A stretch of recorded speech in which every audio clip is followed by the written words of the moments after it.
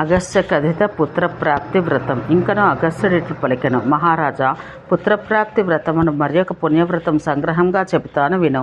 భాద్రపద మాసం కృష్ణపక్షాన అష్టమి నాడు ఈ పుత్రప్రాప్తి వ్రతం చెయ్యాలి.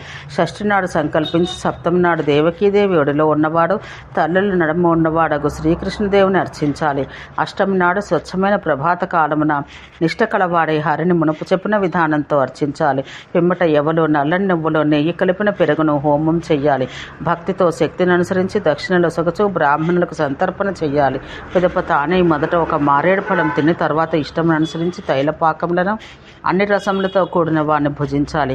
అట్లే పుత్రుడు లేని నరుడు ప్రతి మాసం నన్ను విధిపూర్వకంగా కృష్ణపక్షం అష్టమి నాడు ఉపవసించి వ్రతమాచరించాలి. అతనికి తప్పక పుత్రుడు కలుగున సంశయం లేదు.